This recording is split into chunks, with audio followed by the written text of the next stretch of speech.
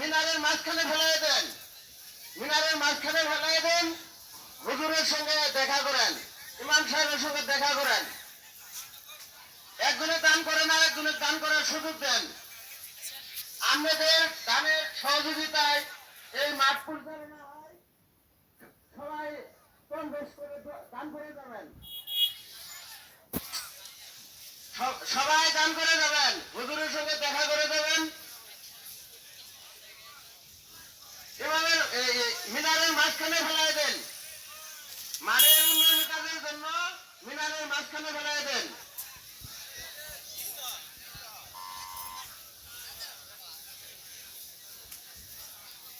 আলহামদুলিল্লাহ।